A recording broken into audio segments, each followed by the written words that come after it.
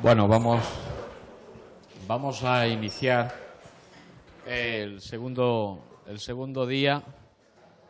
A ver si nos vamos recuperando poco a poco de lo de ayer, y somos capaces de focalizar la atención a esta primera charla que nos va a dar el profesor Carlos Vázquez Cendón sobre métodos numéricos para las finanzas. El profesor Carlos Vázquez es catedrático de la Universidad de La Coruña y le tenemos que agradecer muchísimo el que hoy esté aquí y el que pueda y esté dispuesto a darnos parte de su tiempo en la charla que hoy nos va a dar, la introducción a la materia esta de el numérico en las finanzas que nos va a presentar, porque él, como los otros profesores que han ido interviniendo en el día de ayer y que intervendrán en el día de hoy, pues son profesores que van a apoyar al año que viene la implantación del máster en la Universidad de Murcia, en finanzas, en matemáticas para las finanzas, y él en concreto pues en la materia esta de los métodos numéricos. Entonces, como la única limitación que tenemos realmente es el tiempo, hay que agradecerle que nos dé su tiempo, y eso es lo que quiero aquí manifestar. Y en cualquier caso, hoy vamos a disfrutar ya las dos primeras sesiones, porque vamos a tener un breve descanso entre ambas sesiones de métodos numéricos para las finanzas. Mañana terminará a primera hora las tres sesiones de esta noche. Gracias. Muy bien.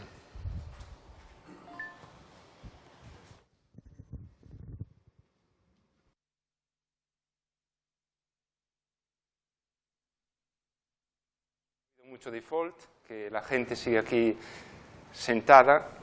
Y bueno, lo primero que quiero agradecer es a Pepe Orihuela y a José Manuel Mira, en particular, pues el haberme invitado tanto a dar esta charla y participar en estas jornadas, como también a participar en una iniciativa muy interesante como es la del máster que estáis poniendo en marcha.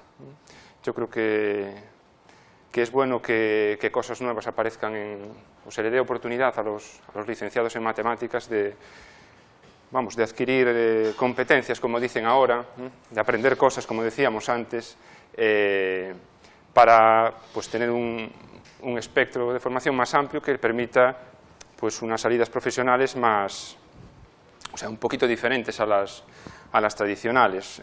Yo en ese sentido puedo apuntar que allí en Galicia tenemos un máster también un poco en ese espíritu, ¿no? De un máster de ingeniería matemática donde pues, se le da, hay varios itinerarios como es aquí, ¿no? Como va a ser aquí, y pues unos están orientados hacia un tipo de ingeniería, otros otro tipo de ingeniería, y también hay una parte que está orientada hacia las finanzas, ¿no? Y la verdad es que tiene un éxito relativo, ¿no? Hay una proporción buena de alumnos que entran en el máster, hacen esa especialidad, y el segundo año que tenemos ahí un taller de problemas industriales, entran en contacto con empresas que presentan sus problemas y en eso hacen el trabajo de máster, que bueno, les ha abierto, eso es una realidad, les ha abierto la oportunidad pues, de irse a trabajar a algún banco, de conseguir becas de bancos para empezar a trabajar, y otros también pues, han preferido pues, seguir haciendo una tesis doctoral,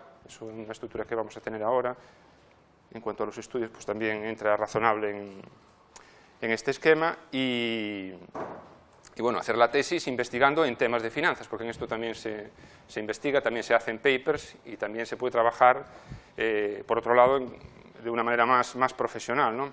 Haciendo, pues también en algunas empresas como AFI, pues haciendo investigación que se implementa también para resolver problemas de la vida diaria, ¿no? No sé, voy a hacer una pregunta. ¿Cuántos estudiantes hay por aquí de matemáticas? Levantar la mano.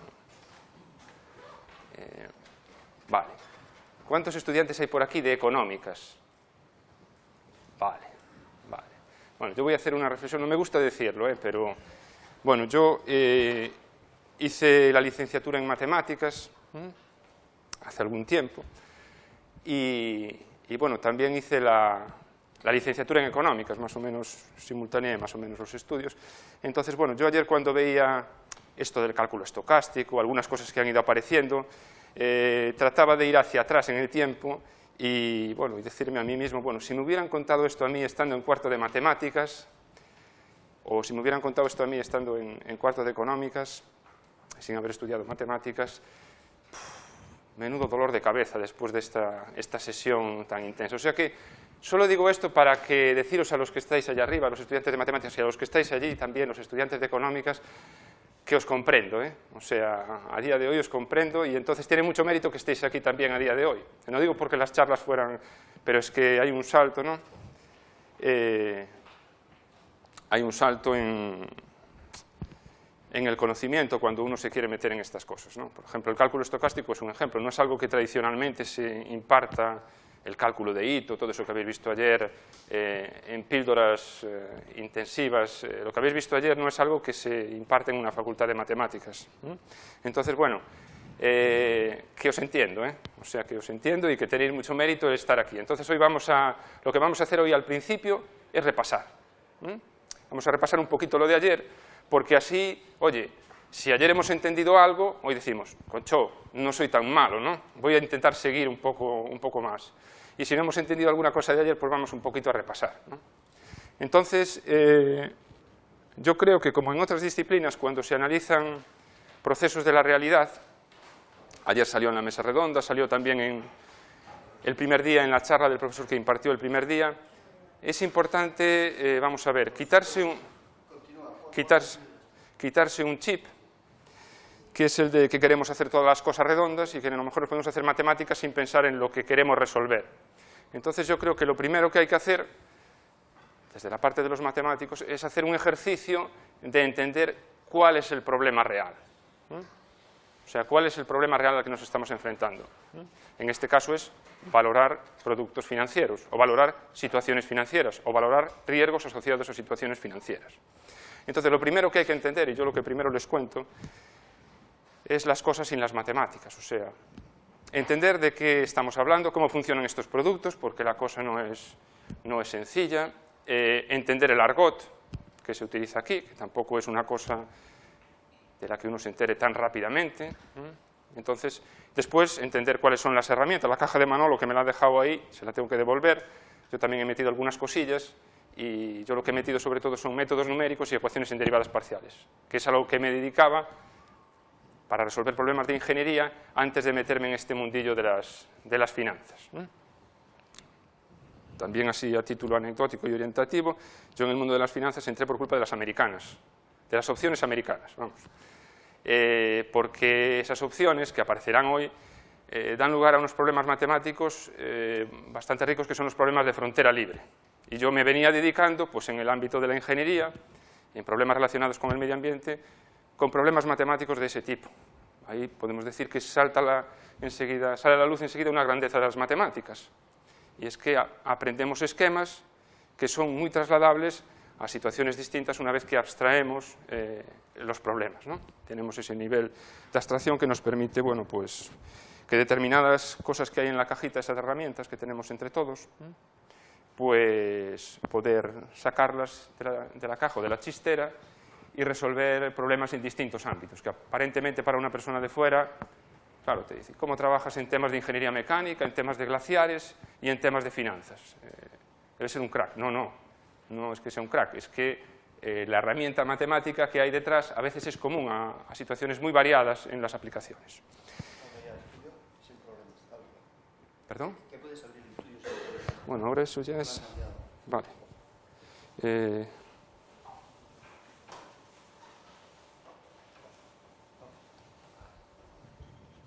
Bueno, y ahora pantalla completa. Sí, arriba, lo que pasa es que aquí no lo veo. F5. Vamos allá. No, es que esté. Sí. Míralo aquí, ¿sabes? Entonces, míralo aquí. Ah, vale.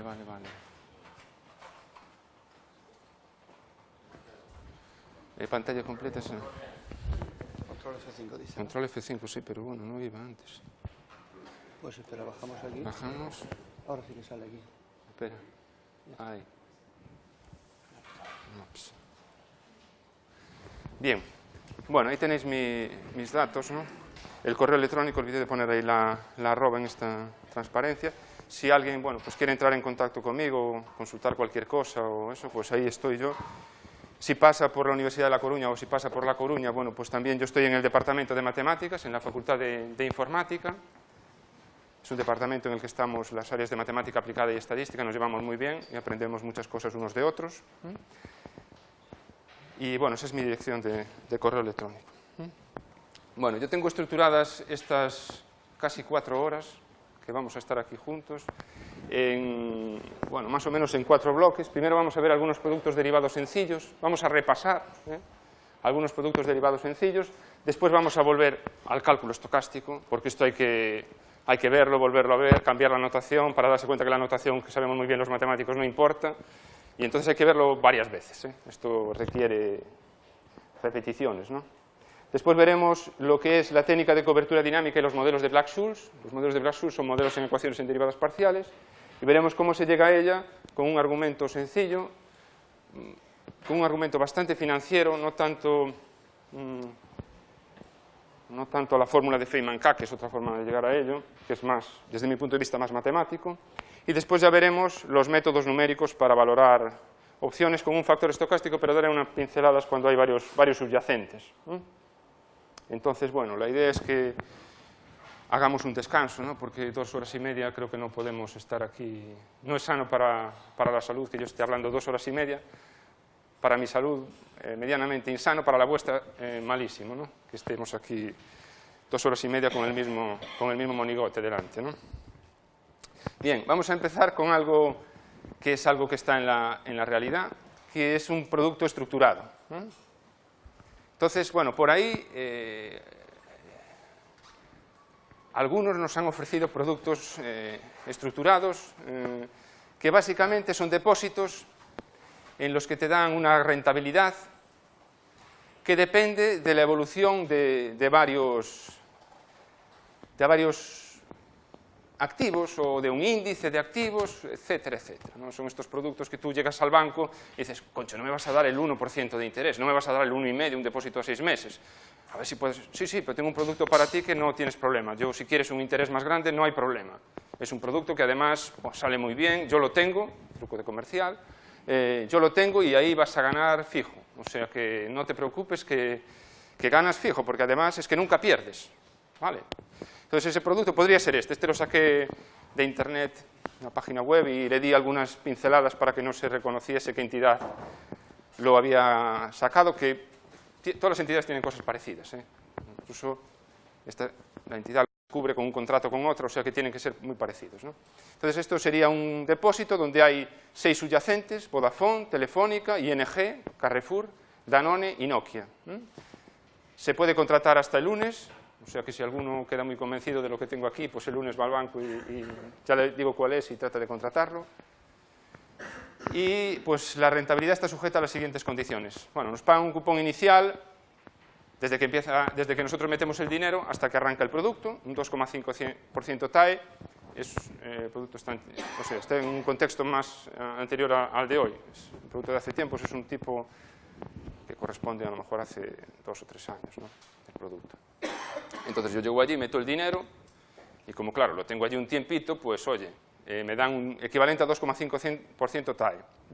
Y después viene lo bueno, ¿no? El cupón a vencimiento. Aquí suponemos que es el 1 de junio de 2012, estamos hablando de un producto a 2 años, y entonces nos dicen, bueno, si al vencimiento todas las acciones están igual o por encima del valor inicial, todas las 6, entonces me dan el 20%. Ojo, es un 20% en 2 años, que alguno no se emocione. Pero tiene que estar todas por encima del valor inicial. Si están 5 de las 6, entonces me dan el 10%, ¿vale? Si están 4, me dan el 5%. Y si están, bueno, en otro caso, entonces me dan el 2%. Entonces es un argumento para el comercial que tú nunca pierdes. Efectivamente, nunca pierdes. Lo que pasa es que, bueno, el tipo que te dan al 2, depende de cómo estén ahí los tipos, pero me están dando por algo ahí a corto un 2,5. Entonces ahí realmente te están dando un 2 a 2 años, eso es un 1 haciendo la cuenta gorda. Entonces, bueno, claro, si uno no tiene en cuenta el valor temporal del dinero o el coste de oportunidad de otras inversiones, entonces, bueno, el que te está vendiendo el producto te va a decir, no, pero si es que lo menos que sacas es un 2%. Eso es lo que te dice, lo menos que sacas es un 2%. Es un 2% a 2 años. Vale. ¿Qué más te dice si te lo quiere vender? Bueno, ¿qué más dice el folleto? Bueno, pues la TAE máxima es del 9,51 y la TAE mínima es del 0,93. Esto es ponerlo ya en términos de tipos de interés anuales. Esta es una especie de medida de normalización, ¿no?, de tipos de interés, para poder comparar inversiones que pagan intereses en distintas modalidades, ¿no? Entonces, bueno, dices tú, concho, bueno, la máxima es el 9,51 y la mínima el 0,93. Pues poca información me dan, porque, claro, eso es un máximo y un mínimo, pero ¿y la probabilidad de que caiga de un lado o caiga del otro? ¿Está? Es como si me dicen, bueno, tú cubres la quiniela, si aciertas los 15 aciertos, creo que son 15 ahora, ¿no? Entonces te ganas una pasta. Si aciertas 14, te ganas menos pasta. Si aciertas, creo que llega hasta 11 ahora, o hasta 12, no sé, yo hace tiempo que no... Hasta 12, ¿no? Entonces te ganas tal pasta. Y, si no, pues pierdes poquito, ¿no? Entonces, eso no da mucha información, ¿no? Porque todos hacemos quinielas, o hemos hecho quinielas alguna vez, y es complicado, ¿no? Vale. Entonces, eso no es información, eso está bien que lo utilicen como técnica comercial, pero eso no es información. Bueno, pues este tipo de productos, una vez que uno adquiere estas destrezas que se explicarían en el máster, pues se saben valorar, ¿no? Se aprenden los modelos, se aprenden las mates que hay detrás, algunas de ellas ya las hemos visto, se aprenden los métodos numéricos para implementar esas matemáticas y pues se implementan en el ordenador. Y bueno, se puede valorar con todos los riesgos que tiene la valoración, porque hay una serie de hipótesis que bueno, que la realidad es muy complicado de modelarla, y en este tipo de situaciones más, ¿no? Bien, vamos a ir a algo más sencillo, porque hay que ir poco a poco. Vamos a repasar lo que son los productos derivados. Hay una primera clasificación que ya ha salido por aquí, un contrato a plazo, que es un contrato en el que vamos a comprar o vender un producto a un determinado precio en un instante futuro. Bueno, hay una cosa ahí, la posición larga, la posición corta. La posición larga es el que a la larga se queda con el producto, y la posición corta es el que lo tiene a corto plazo, ¿vale? Para acordarse, ¿eh? Por lo menos yo lo necesito. Bueno, pues ahí estamos obligados. Ahí tenéis un ejemplo, un comerciante se compromete a comprar a un agricultor 10.000 kilos de cosecha de, como estoy en Murcia, puse tomates, a un determinado precio. Eso es un contrato que hay. Efectivamente, la oferta y la demanda hay que casarla, pero es entre dos personas. Si uno va a mercados organizados, entonces tiene el contrato de futuros.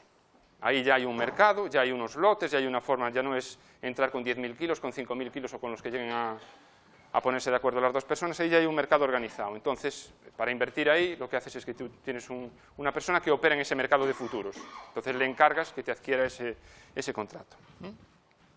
También el resultado del precio es siempre la oferta y la demanda. Lo digo sobre todo pensando en la perspectiva del economista, ¿no? Los precios al final surgen de la oferta y la demanda. Cuando nosotros vamos a comprar un piso, el precio final es un resultado entre la oferta y la demanda.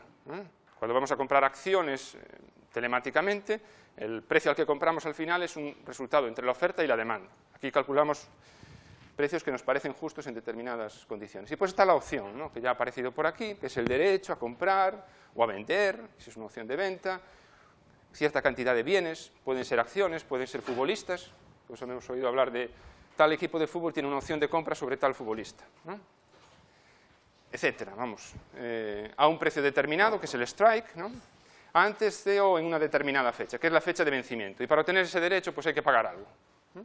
Esa es la prima. Ahí tenéis un ejemplito.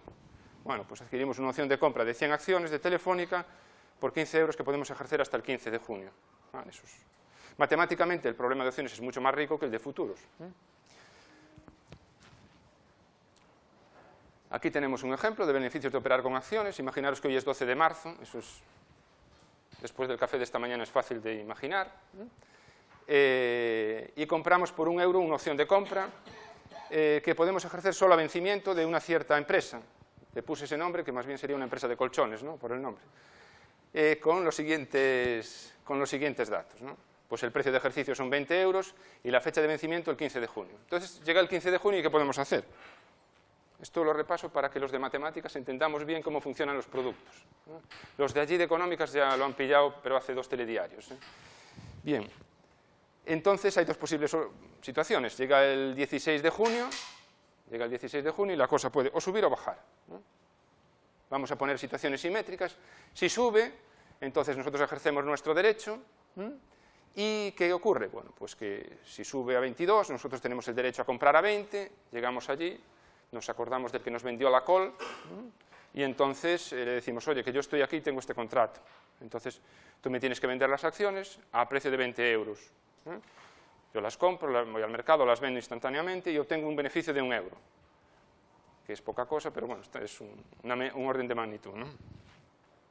Si la cosa ha ido por el otro lado, entonces la acción vale 18 euros, entonces, bueno, si vale 18 euros, yo tengo el derecho a comprar a 20, suponemos que no somos tontos, ¿vale? Hay que hacer alguna hipótesis. Y entonces, ¿qué ocurre? Bueno, pues nosotros no nos acordamos del señor que nos vendió la call, o la señora que nos vendió la call, que se estará riendo bastante de nosotros, ¿eh? Y bueno, pues a otra cosa, ¿no? Hemos perdido la prima, la hemos perdido hace tiempo, entonces igual ya hasta se nos ha olvidado, ¿eh? Pero bueno, hemos palmado 1 euro, que no es mucho, pero es un orden de magnitud, ¿no?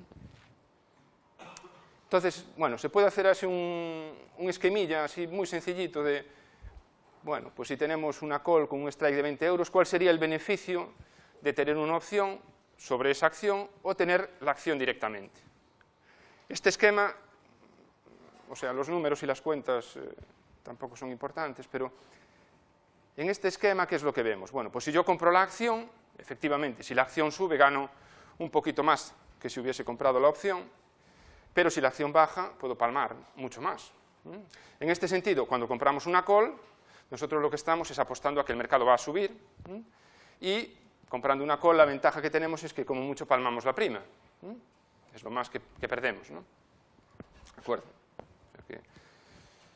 Si nosotros pensamos que el mercado va a bajar, nosotros compramos una put, esto de la put lo pensáis como ejercicio, ¿eh? Pero compramos una put y entonces si el mercado baja, pues eso es lo que ganaríamos, y si el mercado sube, pues lo que perdemos es la prima, porque si tenemos derecho a vender a un precio y en el mercado podemos vender por mucho más, tampoco somos tontos y no vamos a ejercer nuestra put. Vale. Los de matemáticas, esto de la call y la put ya queda claro, ¿no? Eso ya queda claro. Después, la parte del estocástico la manejamos mejor que los de económicas, pero por lo menos a día de hoy, ¿no? Cuando ellos se pongan las pilas también lo manejarán bien, ¿no? El caso es que, bueno, esto ya ha aparecido, la función de pago el otro día la ponía Manolo, esto sería la función de pago de una call a la izquierda, que es lo que paga vencimiento. Ahí le puse un strike de 13, que es un número bonito, pero bueno, eso es irrelevante, ¿no? Entonces, fijaros que eso es el pago de una call, cuanto más suba, más interesante es tener la call, y la función de pago de una put, ¿no? Esto es lo que puede hacer el comprador de una opción, lo que puede hacer es revenderla en un instante posterior a la compra, deshacer la posición, tendrá un beneficio o pérdida en función de cómo haya evolucionado el mercado. Después puede ejercerla o no en el momento de vencimiento en función del valor del activo. Eso es lo que razonábamos antes, ¿no? Y aquí ya empieza una pequeñita observación que aparecerá más adelante, y ya aparecen las americanas. Estas fueron las que me metieron a mí en el lío este de las finanzas, ¿eh? Esto de la puedo ejercer en la fecha de vencimiento o la puedo ejercer antes del vencimiento. Hombre, yo prefiero que me dejen ejercerla cuando quiera, ¿no? Si tengo que elegir entre una europea y una americana, en términos de opciones, prefiero tener la americana, ¿vale? Porque ahí puedo ejercerla en cualquier instante antes de vencimiento. Esa es la principal diferencia. No es que unas se negocien en Estados Unidos y otras se negocien en Europa. Eso no es, ¿eh? Simplemente la americana es opción de ejercicio anticipado y la europea es que solo podemos ejercer a vencimiento. Aquí la geografía no importa. Es cierto que aprovechando esto, pues también hay opciones que se pueden ejercer en determinadas fechas antes de vencimiento, o sea, solo en determinadas fechas. Como las que se podían ejercer en cualquier fecha se llamaban americanas y las que no se podían ejercer hasta el final se llamaban europeas, entonces las que solo se pueden ejercer en determinadas fechas se llaman Bermuda, que bueno, queda no a medio camino entre América y Europa, pero bueno, O sea, eso sí, ahí sí. ¿Qué puede hacer el vendedor de una opción? Las opciones se compran y se venden. Cuando alguien la compra es que alguien la está vendiendo. ¿Qué puede hacer el vendedor? Puede recomprarla en un instante posterior a la venta, cerrando la posición, y obtiene un beneficio o pérdida en función del mercado. Y lo que sí tiene que hacer el vendedor de la opción es saber que si el que la ha comprado decide ejercerla, antes de vencimiento, si era americana o solo a vencimiento, si era europea, está obligado a comprar o vender el subyacente. Está obligado a comprar porque también es cierto que se puede vender una call sin tener la acción. ¿Está? ¿De acuerdo? Lo que sí hay que tener es la acción en el momento en el que la compró pide ejercer su derecho. Bueno, resumiendo más, comprador y vendedor, ¿qué hacen? Bueno, pues el comprador paga una prima para tener ese derecho y el vendedor lo que hace es recibe una prima, que trata de compensarle por la obligación que adquiere. Ya digo, son cosas básicas, pero a los de matemáticas nos hace falta esto repasarlo. ¿Cuál es la utilidad de las opciones? La principal utilidad también salió en una charla que dieron ayer por la tarde. O sea, las opciones se utilizan fundamentalmente o para invertir o para cubrirse. O sea, yo aquí le llamo cobertura y especulación. Igual menos peyorativo es inversión. Pero bueno.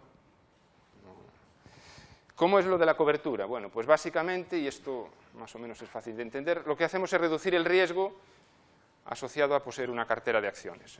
Entonces mantenemos posiciones contrarias, reducir ese riesgo tiene un cierto coste que nosotros asumimos a través de la prima que pagamos. Entonces yo puedo comprar acciones de Telefónica, por ejemplo, hoy. Me refiero mucho a Telefónica porque, lo digo para los de matemáticas, es el activo que más pesa en el índice en el IBEX, ¿no? Entonces, por eso me refiero a Telefónica. No es que le tenga mucha simpatía como compañía, ¿no?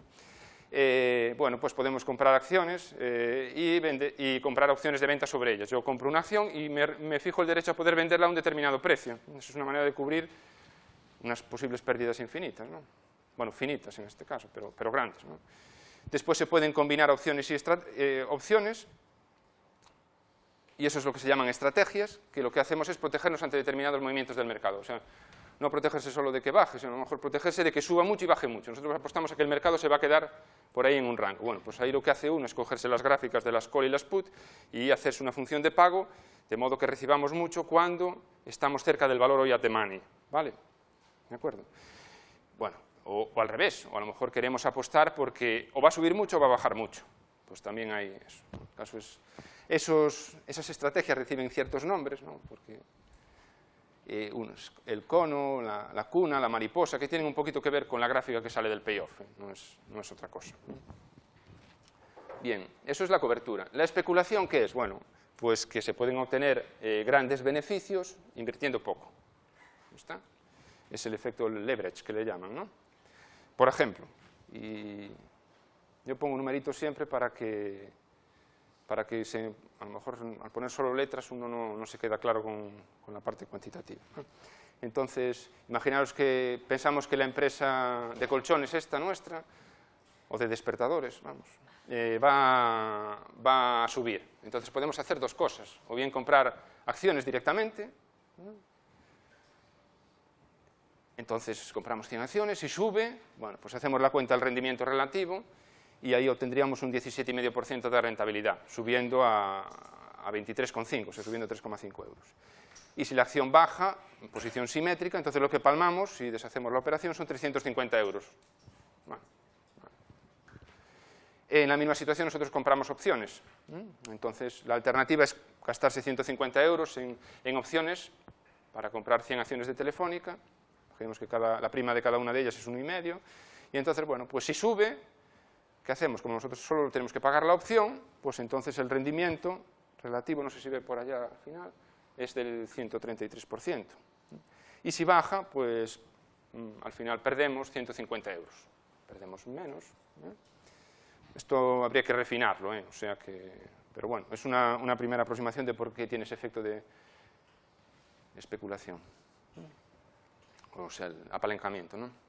Repasando, en principio hay dos tipos de opciones vainilla. Bueno, hay tipos de opciones vainilla. Las opciones vainilla es aquellas en las que el payoff, la función de pago, depende exclusivamente del valor del activo. Y pueden ser de compra y de venta, y pueden ser de estilo europeo y americano. Ejemplos sencillitos, sencillitos. Las opciones sobre el IBEX, si vais a un periódico de estos de prensa económica, son opciones de tipo europeo, son opciones sobre el índice de la bolsa española y solo pueden ejercerse a vencimiento. Y lo que hacen es pagar en función de la diferencia de puntos con el IBEX. De la diferencia de puntos entre la cotización del IBEX a vencimiento y la cotización y un strike, ¿no? del índice, ¿no? Y después están las opciones de tipo americano, que todas las opciones sobre acciones en el mercado español pues son de tipo americano, que no las hay sobre todas las acciones que cotizan en la bolsa, ni sobre todas las acciones del IBEX, hay sobre unas cuantas, ¿no? Y bueno, cuando ahí la prensa económica explica las cosas, te dice lo que es una opción europea y americana. Bueno, entonces estamos con la pregunta que un poco motiva incluso esta parte del máster, ¿no? ¿Cuánto debemos pagar por un contrato de derivados? ¿Cuánto vale eso, ese derecho? Bueno, pues eso es lo que estamos aquí llamando valoración, lo que hemos estos días llamado valoración. Ahora voy a ponerme en plan matemática aplicada, ¿no? Y voy a decir que, bueno, pues que esto al ir a estudiar este tipo de problemas, el de valoración es uno de ellos, estamos en una situación que es común a otras situaciones en matemática aplicada, ¿no? Nosotros tenemos un problema cuyo origen puede estar en la física, en la ingeniería, en la economía, en la medicina, etcétera, etcétera, etcétera, ¿no? Y entonces, bueno, pues es un problema que tiene una estructura, y entonces nosotros si queremos hacer algo con las matemáticas de ese problema, si queremos matematizarlo, que hay muchísimos problemas que se prestan a la matematización, entonces lo que tenemos que hacer es analizar bien el proceso que tiene lugar en la ingeniería, en la medicina, en las finanzas, y entonces establecer un modelo matemático. Entonces tenemos ese modelo matemático, pero eso no llega, ¿no? Ahí no, eso no llega, ¿eh? ¿Qué tenemos que hacer con el modelo matemático? Primero hay que estudiarlo desde el punto de vista matemático. Ahí pongo teórico, estudio matemático del modelo. Tiene que ser un modelo que tenga existencia de solución, que sea única, y, hombre, la solución debería verificar una serie de propiedades cualitativas. Y ahora me explico. O sea, nosotros lo que queremos es que cuando planteemos un modelo para valorar un producto, al final la solución del modelo exista, ¿no? O sea, que al final eso me dé un precio. Queremos que además que me dé un único precio, que es el precio justo, ¿no? Queremos que me dé un único precio. Si me da dos precios ando mal, ¿no? ¿Con cuál me quedo? Y queremos además que, bueno, que la solución cualitativamente pues tenga unas ciertas condiciones que tienen que ver con la naturaleza del proceso que están modelando. O sea, no es razonable, podría ser, ¿no?, que el precio saliera un número negativo, que el precio saliera un número complejo. Eso no es razonable. Yo no me veo pagando un número complejo de euros, por nada, por nada. Si la parte compleja es muy pequeña, a lo mejor me animo, pero si no, es que no me animo. Vale. Si es posible, calcular la solución del problema. Porque claro, si mi modelo me dice, esto tiene una solución, es única y además positiva. Y esto, bueno, muy bien. Te dice, muy bien, bueno, perfecto, ya. Pues mira que me ha ayudado a mí, matemático, jolín. Pues mira que me ha ayudado, me dice que la solución es única, jolín, y además positiva. Pues mira que me ha arreglado a mí el día, ¿Verdad? Los economistas con eso no estaríais contentos, ¿no? No, porque eso... Yo ya sabía que el precio era único, que había un precio y que era positivo. Entonces hay que calculárselo, ¿no? Entonces, si podemos calcularlo directamente, estupendo. Tenemos una formulita, eso fue la ventaja de la fórmula de Black-Scholes, que ya había una formulita y, oye, mira, eso ya, pues ya da juego, ¿no? Que las hipótesis, ¿no? Bueno, eso ya da juego, ¿no? Entonces, bueno, si es posible calcular la solución exacta, si no, ahí entran los métodos numéricos. Entonces, esto lo utilizo para poner los métodos numéricos en un cierto contexto, porque en matemáticas se estudian muchos métodos numéricos, por lo menos hasta ahora. En económicas, lo de los métodos numéricos yo no lo vi cuando estudiaba, no lo vi por ningún lado. Pero bueno...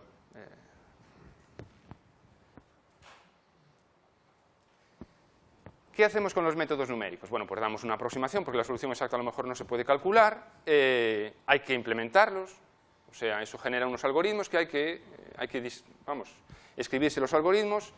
Como a mano la cosa se desborda, hay que tirar del ordenador, no podemos hacer esos cálculos de los caminos aleatorios, etcétera, no lo podemos hacer a mano, entonces hay que tirar del ordenador, y ya para interaccionar con el ordenador hay algunas herramientas como son las hojas de cálculo, como es los lenguajes de programación, Fortran, C, C++, los sistemas, bueno, yo lo clasifiqué como sistemas multifuncionales, ¿no?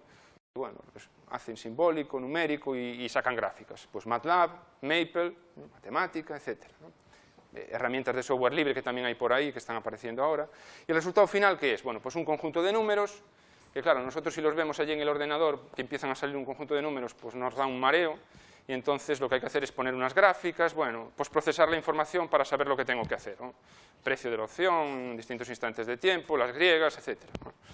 Ese sería un esquema que se completa con una verificación de los resultados con la realidad, ¿no? O sea, yo después tengo que verificar que eso es coherente y tengo que calibrar los parámetros del modelo. Yo aquí no voy a hablar de calibración, porque eso es yo creo que es un paso más de complejidad de lo que aquí se pretende, ¿no? Entonces hay que calibrar, porque nosotros a un modelo le enchufamos unos parámetros, nos da unos numeritos y eso no es para quedar suficientemente contentos. Hay que ver que esos parámetros en determinadas condiciones valoran a mercado determinados productos, por decirlo así de manera resumida. Bueno, entonces ese es un poco el esquema que se puede utilizar aquí en finanzas. ¿Dónde aparecen métodos numéricos? Para aquellos para refrescar la memoria de los de mates que están por allí, ilustrar un poquito los de económicas. Aparece resolución de ecuaciones lineales, contra la raíz de una ecuación, de un polinomio, sistemas de ecuaciones lineales y no lineales, o sea, para resolver el sistema este lineal A por X igual a B, bueno, lo de Rousseff-Frobenius nos dice que hay una solución, etcétera, y si uno se pone a hacer la regla de Cramer se puede morir en el intento, y lo digo en el sentido literal de la palabra, cuando el sistema de ecuaciones es con muchas incógnitas, ¿no? Eso es así. Después interpolación, derivación e integración numérica, después hay ecuaciones diferenciales que se pueden resolver con métodos numéricos, ecuaciones en derivadas parciales, el problema de la optimización numérica, ¿no? Bueno, pues todo esto y más aparece en valoración financiera, ¿no? Este tipo de problemas aparecen, por eso ayer ahí los compañeros que se habían formado en AFI insistían bastante en que los métodos numéricos son importantes. A mí me dejaste muy contento, aparte. Pero vamos, que... ¿En dónde aparecen? Bueno, pues ecuaciones no lineales, el cálculo de la tasa interna de rendimiento de un bono, la TIR de un bono, ¿no? Hay que resolver ahí una ecuación no lineal, lo veremos como ejemplo enseguida. Pues sistemas de ecuaciones lineales y no lineales aparecen en los modelos de Black-Scholes, aparecen en más cosas, y factorizaciones, que es algo que está dentro de la resolución numérica de sistemas no lineales, factorización de Cholesky aparece para imputar, por ejemplo, correlaciones, eso se usa bastante. La derivación numérica en particular, pues para el cálculo de las griegas en las opciones, que son las sensibilidades, son derivadas parciales al final, ¿no? La integración numérica, lo hemos visto el otro día, si hay que calcular una esperanza sobre una función de pago un poquito complicada, pues hace falta integrar numéricamente y hay que hacer cosas ahí. Las ecuaciones diferenciales ordinarias y parciales, pues también, ¿no? Diferenciales estocásticas añadiría yo también, pues en los modelos que veremos enseguida de Black-Scholes. Y la optimización numérica aparece mucho pues, en calibración de parámetros, hay que minimizar ahí, y en la gestión de carteras, ¿no? Ahí aparece también... Bueno, he sacado así unas pinceladas, tampoco quería ser muy exhaustivo. Bueno, y ahora vamos a ver, ¿qué es la valoración? Vamos a ponernos de acuerdo en qué es la valoración, o qué vamos a entender, o qué estamos entendiendo aquí por valoración. Bueno, el precio de mercado de un producto, eso es casar la oferta con la demanda. Eso es, al final, un economista se queda muy tranquilo con esto, ¿no? Diciendo, es precio que se casa la oferta con la demanda. Y si vamos al mercado, al final es eso, ¿no? Y digo al mercado o a cualquier mercado, es eso, ¿no? Tú no le puedes explicar al que está vendiendo, oye, mira, que el precio justo es €1. Sí, pero es que yo no vendo por menos de 2. Mira, es que el precio de los pisos ha caído un 10%, un 8% según las estadísticas. Sí, pero es que yo el mío no lo vendo, porque el mío está en un sitio muy bueno y el mío no es de los que está en la media esa del 8%. Entonces eso es una realidad. ¿Qué queremos hacer aquí? Un precio justo de referencia, ¿no? Entonces hay que establecer modelos de valoración, ¿no? Y eso es lo que da lugar a problemas matemáticos y numéricos muy interesantes, ¿no? Que han aparecido ya por aquí, ¿no? Un primer ejemplo sencillo es la valoración de un contrato de futuros. O sea, ¿cuál es el precio justo que debo pagar para recibir en una fecha futura un activo a un precio pactado? Yo para recibir ya para comprar, porque aquí estoy obligado a comprarlo, a hacer la transacción, teniendo en cuenta cuánto vale hoy eso, sus rentas futuras, si las va a tener, y cuál es el tipo de interés libre de riesgo, ¿no? Estoy simplificando bastante, porque aquí hay cosas que, bueno, habría que modelar con más cuidado, ¿no? Bueno, pues lo que vale el contrato de futuro simplemente es, pues, fijaros, esto es lo que vale en el futuro, si la fecha de vencimiento esté, el contrato. O sea, el contrato, si yo tengo el derecho a... Bueno, el derecho no, si yo voy a comprar a un precio E, y en el futuro eso que voy a comprar vale S de T mayúscula. Entonces, básicamente, pues escogerse esa diferencia y llevarla a día de hoy. Aquí Paul habló de factores de descuento y no utilizó ninguna notación para decir cómo se hacían esos descuentos. Eso tiene sus ventajas. Yo aquí, con esta formulita, lo que estoy suponiendo es que esa función de descuento, que es decreciente, y él nos lo mostró muy bien utilizando argumentos de ausencia de arbitraje, que también se pueden utilizar aquí, nos dijo que era una cosa decreciente, ¿no? Bueno, pues un ejemplo de función decreciente es esta. Esta función de descuento se corresponde con descontar a un tipo de interés compuesto y continuo, que es algo que en la práctica no opera el tipo continuo, ¿no? El tipo continuo es que nos estén pagando o que estemos pagando en cada instante de tiempo el interés, eso no. Pero matemáticamente se utiliza el tipo continuo, y yo creo que también lo ha dicho alguien, porque aquí aparece la exponencial, y la exponencial tiene muchas ventajas, ¿no? Pero bueno, si uno después hace la cuenta y descuenta el valor de S en tiempo final o descuenta el tiempo t, eso es S en tiempo t, y entonces esto es el precio del contrato de futuros. Eso se puede deducir con los argumentos de ausencia de arbitraje. ¿Y esto qué es? El modelo. El modelo en que se basa en una actualización de un valor futuro, que aquí suponemos cierto y que el tipo de interés es constante. Si esto lo queremos hacer en números, pues le ponemos unos numeritos para quedarnos más tranquilos y ahí aparecen ya cosas. El ejercicio no sé si entra en el crédito este que se le da a los alumnos por asistir o si te lo tienen que entregar a ti, no hace falta, ¿no? Es muy sencillo, o sea que vamos a obviar esa... Bien, otro ejemplo, pues un bono con interés determinista y cupones fijos. Ahí Paul nos hizo una ilustración sobre los tipos de bonos, el bono de cupón cero, el bono de cupones fijos y el floating rate note, o sea, tipo variable. Nos explicó muy bien la valoración utilizando la ausencia de arbitraje con unas matemáticas muy sencillas, pero en las que están las ideas dentro de lo que estamos haciendo. Y bueno, ponemos notación. Z es la cantidad que recibimos a vencimiento, cada cupón paga una cantidad C sub I en el instante de tiempo al final del año I, M es el número de años, R es el tipo de interés. Ya digo, no es tan sencillo como esto, pero bueno, una primera aproximación, pensando en Taylor, una primera aproximación, pues sería este modelo, ¿no? Nosotros lo que hacemos aquí es descontar, que es lo que le salía el otro día, ayer a Paul, ¿no? Descontamos los flujos futuros utilizando el tipo que toca, y vamos descontándolos a fecha de hoy. Ese es el valor del bono. Aquí, fijaros que en el descuento, aquí ya he utilizado el descuento compuesto anual. Esto aquí los economistas nos sacan mucha ventaja, porque están acostumbrados a esto del descuento. Yo cuando empiezo a dar estos cursos a la gente de matemáticas, oye, lo que más les cuesta es el tipo de interés, la TAE, estas cosas que, no sé, si es que lo del valor temporal del dinero los matemáticos no lo tenemos tan interiorizado como los economistas, ¿no? Entonces, bueno, pues ahí sí, ahí ya veis que hay... Lo mejor es trabajar juntos, porque así al final ganan todos, ¿no? Los matemáticos y los economistas, ¿no? Y ya si tenemos un informático para que nos implemente las cosas, entonces ya tenemos el equipo completo, Bien, este es el valor del bono. Y entonces, bueno, pues a veces, si tú vas con esto a un banco y dices, bueno, lo primero que te dicen, y mira, ¿y la TIR? Y claro, tú si no has... ¿La TIR? Sí, la tasa interna de rendimiento, eso como lo... Entonces hablas con el economista, oye, ¿qué es eso de la TIR? Joder, hombre, lo de la TIR, si es que nos lo han contado nosotros, ¿en qué años lo cuentan a vosotros lo de la TIR o no os lo cuentan? La tasa interna de rendimiento. Bueno, en tercero, sí, me dicen por ahí. Vale. Bien, entonces es otra vez una actualización de flujos y si queremos calcular la TIR, ¿qué es la TIR? Bueno, pues la TIR es una tasa equivalente a la que descontando todos los flujos futuros obtenemos el valor del bono. O sea, no perderse. Yo el valor del bono lo calculo así y cuando quiero calcular la tasa interna de rendimiento, entonces lo que hago es con este valor del bono que he calculado así, tengo que determinar un tipo al que descontar todos los flujos y que me dé lo mismo que el valor del bono. ¿Vale? Es una especie de tipo medio, pero bueno, tampoco quiero entrar en los detalles. Lo que sí es que el problema matemático es relativamente complicado, ¿no? Nosotros tenemos que calcular una función y que está por ahí y que me verifique esa ecuación. Eso es una ecuación no lineal. Y bueno, eso no hay problema porque eso se resuelve. O sea, se dan las condiciones para que eso tenga una única solución, condiciones sobre el valor del bono y los cupones que se pagan, y entonces eso se obtiene una solución que es la TIR. Eso, bueno, es resolver una ecuación no lineal. Por ejemplo, hay un comando de MATLAB que eso lo hace enseguida. O sea, es bueno saber también qué es lo que hace MATLAB cuando resuelve una ecuación de este estilo, por si las cosas no funcionan, ¿no? Lo que decíamos ayer del ingeniero ese que le está tocando al botón.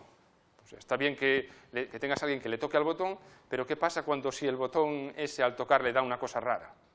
Entonces ahí es bueno que haya alguien que sepa lo que ocurre dentro, por lo menos desde el punto de vista matemático, cuando el señor le está tocando al botón. Claro, porque para tocar al botón no hace falta mucha formación, ¿no? Ahora es cuando... Bien, más cosas en un bono. Bueno, pues la duración, que lo que viene a medir es el tiempo que en media el poseedor del bono debe esperar para recibir los pagos. Si es un bono cupón cero, la duración es la vida del bono. Es una especie de tiempo medio que tiene esa formulita, ¿no? Esa formulita donde aparece ahí una derivada del valor del bono respecto de la tasa interna de rendimiento, que es algo que aparece allí. O sea, yo tengo una función formalmente del bono en función de la tasa interna de rendimiento. Es cierto que la tasa interna de rendimiento la calculo resolviendo una ecuación no lineal. Bueno, pues eso se calcula esa derivada y no hay problemas, ¿no? Y después está la convexidad, que lo que mide es la regularidad en el pago de cupones. Cuanto más uniformemente estén distribuidos los cupones, más grande es esa cantidad. Hay una duración modificada también por ahí, pero bueno, no. En el caso que tenemos ahí, pues se hacen las cuentas, ¿no? Se hacen las cuentas de la función y se obtiene la duración, que se puede calcular una vez que hemos calculado la tasa interna de rendimiento numéricamente, con todos los datos que tenemos, pues se obtiene la duración y se obtiene también la convexidad. Ya digo que he partido de un modelo de evaluación de bono que es sencillito, es sencillito.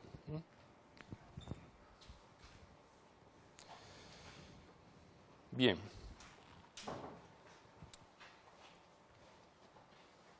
No sé, los matemáticos ya entendemos un poquito más de lo que era aquello de la call, la put y esto de las finanzas, los descuentos y... Vale. Bueno, los economistas hasta aquí vamos medio sobrados, ¿no? ¿O no? No muy sobrados, ¿no? Y los demás, los que seguimos aprendiendo, ¿no? Vale, muy bien. Bueno, vamos ahora... ¿Ahora qué vamos a hacer? Bueno, pues vamos a repasar un poquito del cálculo estocástico, porque esto del cálculo estocástico es complicado. ¿Cuándo surge la necesidad del cálculo estocástico? Bueno, pues cuando pasamos de cosas sin riesgo a cosas con riesgo. Ahí es donde surge el cálculo estocástico. Entonces yo primero voy a presentar un par de transparencias donde voy a dar la situación sin riesgo. Sin riesgo. Y después voy a repetir el mismo esquema para el caso con riesgo. Ver ahí donde aparece el cálculo estocástico. Algunas cosas van a ser repetidas con respecto a lo que hicieron los compañeros, pero bueno, así también las vamos teniendo más claras, ¿no? Bien, si hacemos un modelo discreto de precios de activos sin riesgo, ¿esto qué es? Bueno, pues nosotros tenemos un producto, vamos a suponer que es SS, ¿no? Y que tiene bueno, casi como la de Paul, ¿no? Que tiene un vencimiento T mayúscula. Y entonces lo que hacemos es discretizar, o sea, vamos a utilizar ahí una partición y, bueno, pues vamos a suponer que T es un elemento de esa partición y después hay un pequeño paso de tiempo de T y tenemos aquí el tiempo T más dt. T más dt, ¿no? Entonces, ¿cómo varía esa cantidad S, que es algo sin riesgo, entre T y T más dt? Bueno, si es algo sin riesgo, un economista enseguida dice, bueno, eso al final tiene que ver con el tipo de interés, ¿no? Si al final pasamos de aquí, del tiempo t al tiempo t más dt, y eso no tiene riesgo, bueno, pues entonces simplemente es capitalizar. El valor de S en el tiempo t más dt es la capitalización del valor de S en el tiempo t. A un determinado tipo, bueno, llamémosle a un determinado rendimiento. Entonces, bueno, pues es la formulita que está ahí, ¿no? S en t más dt, ¿qué es? Bueno, pues la capitalización de S es S de t más el rendimiento que produce este S de t cuando el tipo de, o la tendencia o el tipo de interés es mu, voy a llamar mu a eso, ¿no? Que aquí estoy suponiendo constante. Bueno, pues entonces lo que produce ese S de t, si es sin riesgo, pues es mu, pensar en el tipo, por el tiempo que está ahí, por S de t, que es la cantidad que yo tenía inicialmente. Y eso es lo que aparece ahí como 1 más mu dt por S de t. ¿Vale? ¿Vale? Eso es, ya digo, a los matemáticos nos cuesta más. Entonces, con esta historia, ¿qué podemos hacer? Bueno, pues podemos hacer, calcular cuál es la variación relativa en ese intervalo de tiempo. Bueno, pues se hace ahí un poco de cuentas y al final, pues si nosotros calculamos la variación relativa, eso es mu por dt. ¿Vale? La variación relativa, que es la variación de S, que es esto de arriba, dividido por S. Vale. Es mu por dt. Bueno, con este razonamiento, si arrancamos en 0, al cabo de un tiempo dt, lo que tenemos es 1 más mu por dt por S en 0. Y a esto le seguimos dando vueltas y al final lo que tenemos en el tiempo t mayúscula es esta cantidad de aquí, que no es más que la capitalización continua a intervalos de tiempo dt de la cantidad inicial S de 0. ¿Vale? Si nosotros sabemos lo que vale S en t mayúscula, que es algo que pasa mucho con los contratos de futuros, entonces, bueno, sabemos entre comillas, ¿vale? Porque nosotros no, vamos, cuando hay riesgo no lo sabemos, pero cuando hay riesgo no lo sabemos, pero cuando no hay riesgo sí que lo sabemos, ¿no? Entonces, ese llevado a día de hoy, eso es lo que se llama el descuento, ¿no? O la actualización, ¿no? Entonces, lo que vale hoy, algo que en tiempo t mayúscula vale, es esta cantidad de aquí cuando su rendimiento es mu, ¿no? Y constante. ¿Vale? Bien, eso es el modelo discreto. Pero claro, si me piden el modelo continuo, los matemáticos enseguida decimos, no, aquí hay que hacer tender de dt a 0. Vale, pues sí, hacemos tender de dt a 0. Y entonces ya, aparece una ecuación diferencial. Estupendo, ¿no? Una ecuación diferencial, y entonces la solución de esta ecuación diferencial pues es esto de aquí, que no es más que decir que el valor en tiempo t mayúscula es la capitalización a tipo de interés compuesto continuo del valor inicial. Le damos la vuelta. Si yo sé lo que vale a vencimiento, pues lo que vale hoy es descontar con interés compuesto y continuo el valor final. Pues ni para ti ni para mí, o sea, ni en el 0 ni en el t mayúscula. En un instante intermedio, esto es el valor del activo. ¿De acuerdo? O sea que ahí hemos hecho el modelo discreto, hemos pasado al límite y hemos obtenido el modelo continuo, que básicamente lo podemos escribir así, o también lo podríamos escribir pensando en lo que va a venir así, pensando en lo que va a venir y en lo que ha venido ya en alguna charla, ¿no? Podemos escribir así, ¿vale? Entendiendo por ds, pues lo que entendemos por ds, límite cuando dt tiende a 0, ds en t más dt menos s en t. Vale. Bien, esto es sin riesgo. ¿Qué pasa cuando tenemos riesgo? Bueno, pues hacemos ahí un par de hipótesis que son de mercado eficiente, que ya han salido también. El valor actual del activo es consecuencia de su valor en el pasado inmediato. Eso ya lo comentó algún compañero. Esto es Markov, la propiedad markoviana, ¿no? Esto ya lo ha comentado algún compañero. Y otra cosa que ya ha salido es que el mercado del activo responde de manera instantánea a cualquier información sobre el mismo. ¿Está? Responde de manera instantánea. La consecuencia inmediata de esto, ¿qué es? Algo que ya ha salido muchas veces, la ausencia de arbitraje. ¿Está? O sea, hacer esta hipótesis es lo mismo que, bueno, conduce a la ausencia de arbitraje. Porque claro, si el mercado responde de manera instantánea, si nos damos cuenta que hay una cena gratis, entonces todos intentamos cenar gratis. Vamos. ¿De acuerdo? Entonces cuando nos llegan con la cuenta, pues todos intentamos cenar gratis, ¿no? ¿De acuerdo? Pero claro, cuando intentamos cenar gratis, pues igual llega un armario de camarero con la cuenta, y entonces ahí ya empieza a haber riesgo, ¿no? Vamos, yo lo veo así. Si viene uno bajito, puede que haya más riesgo, pero vamos, y entonces la pagamos entre todos, ¿no? Entonces, ahí está un poco, ¿no? Empiezan a hacerse hipótesis. Bien, se propone un modelo estocástico, ya ha salido aquí. El modelo estocástico básicamente se puede ver en tiempo continuo o en tiempo discreto, es añadir aquí la parte estocástica, ¿no? Entonces, si lo hacemos en tiempo discreto, pues utilizaremos un movimiento browniano discreto, y si lo hacemos en tiempo continuo, pues utilizaremos un proceso de Wiener continuo. Entonces, lo que surge aquí es una ecuación diferencial estocástica. ¿Vale? ¿De acuerdo? Repasamos un poco de lo del cálculo estocástico, porque a mí me costó mucho. Yo nunca había estudiado cálculo estocástico en la carrera y al final esto tiene un complicado. Ahí tenéis la definición de proceso estocástico, que es una colección de variables aleatorias.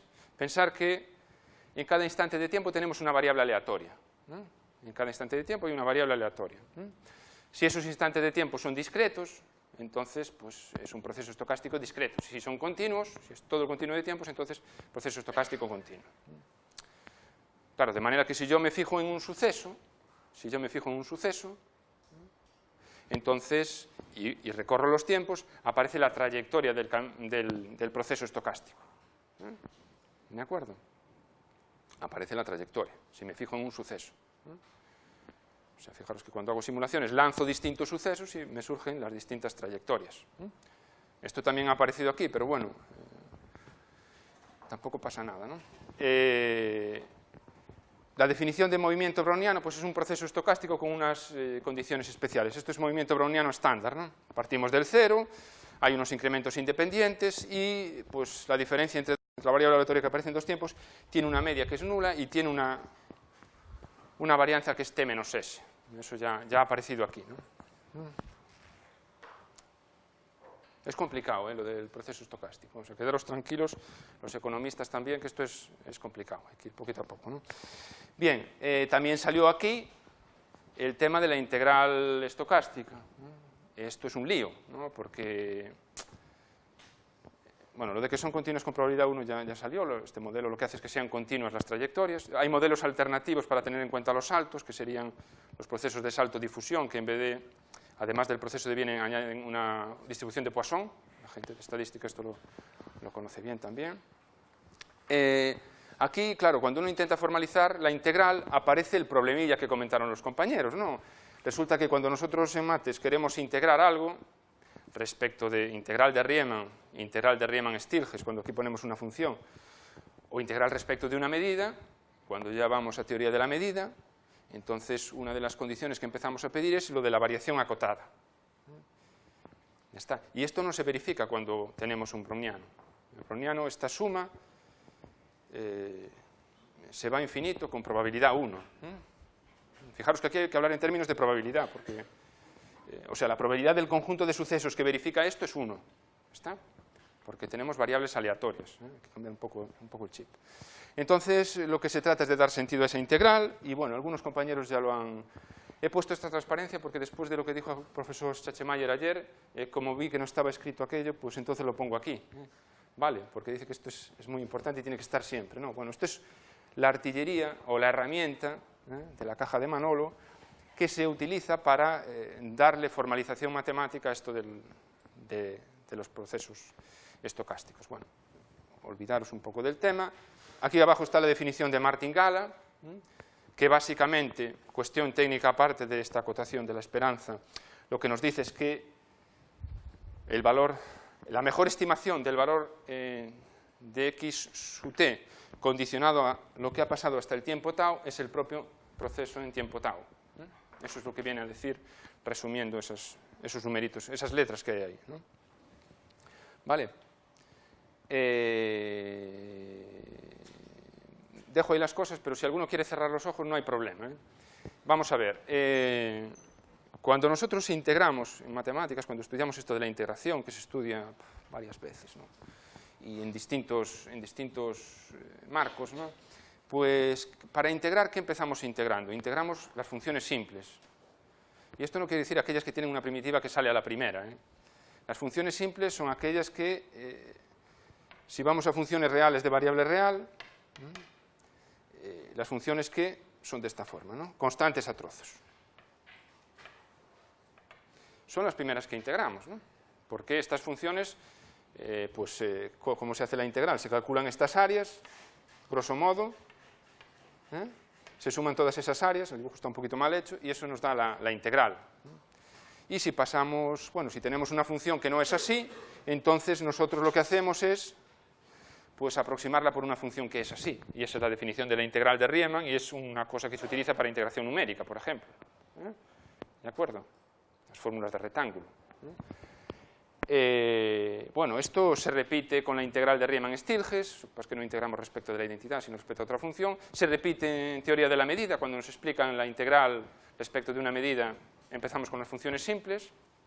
Y aquí, ¿por qué no vamos a hacer lo mismo? Empezamos con las funciones simples, con los procesos simples, que no son tan simples, ¿no? En otro sentido de la palabra, ¿no? ¿Qué son los procesos simples? Pues fijaros, son aquellos que durante un intervalo de tiempo son constantes. ¿Pero qué quiere decir que sean constantes durante un intervalo de tiempo? Que son la misma variable aleatoria en ese intervalo de tiempo, ¿no? Entonces, bueno, pues se define lo que es un proceso simple y la formulita de integrarlos es esta de aquí.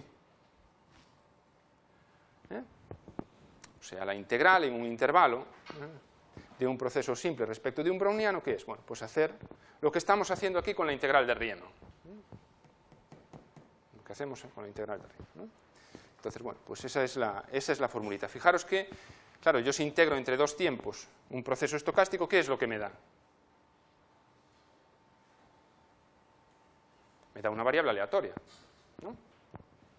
Si integro una función de variable real entre dos tiempos, me da un numerito.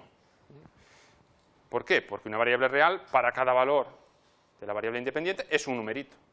Pues un proceso estocástico, para cada instante de tiempo, es una variable aleatoria. Cuando lo integro entre dos tiempos, es una variable aleatoria. Una variable aleatoria que hay que definir para cada suceso. Bueno, pues esa es la definición de la variable aleatoria integral de una función simple respecto de un browniano. Bueno, pues ahora se mete todo el aparataje de que eso que hacemos para funciones simples, pues como hay unas ciertas propiedades de densidad que le llamamos los de matemáticas, entonces pues eso se puede extender a una serie de funciones. Y así aparece la integral de Ito.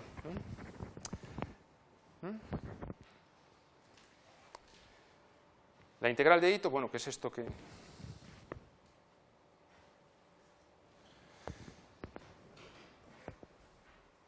Es esto que tenemos aquí. Si además pues hay dos funciones, de modo que nosotros podamos representar el proceso integral de esa manera, entonces pues el espíritu de esta identidad entre integrales, que surge al haber hecho la definición de integral respecto de un browniano, pues se escribe en términos de una ecuación diferencial estocástica. Esta es la ecuación diferencial estocástica.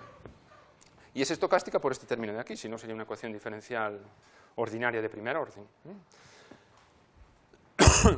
Alfa es el término de deriva o el drift, y beta es la difusión. Bueno, y después, jugando con las propiedades que tiene el browniano, se puede comprobar que justamente la media de la variable aleatoria diferencial de S es esta cantidad y la desviación típica es esa cantidad.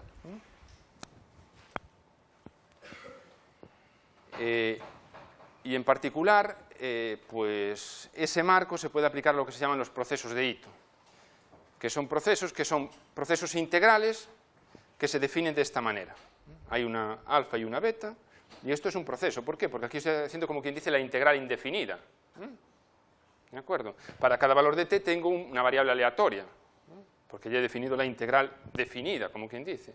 Entonces, aquí al integrar, haciendo integración indefinida, por decirlo así, analogía a lo que se pasa con funciones de una variable, tengo el nuevo proceso, que se dice que es un proceso de Ito cuando hay un alfa y un beta verificando tales condiciones técnicas. Repito, eso de las condiciones técnicas yo las pongo por ahí porque queda más tal, y a lo mejor algún compañero que de estas cosas tiene más background, pues se va enterando de...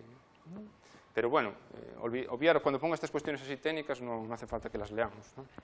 Bien, bueno, pues para la integral de Ito perdón, la integral de Ito y proceso de Ito ya lo tenemos organizado. El proceso de Ito básicamente es que verifica esta ecuación diferencial que tiene detrás esta idea. Esta sería la versión diferencial y esto sería la versión integral. ¿Vale? Bien.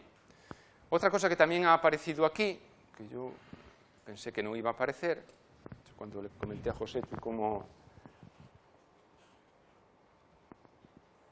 le parecía el que debíamos de organizar esto, porque yo iba viendo en la lista que iban apareciendo, una lista que tenéis ahí de participantes, que la lista iba creciendo.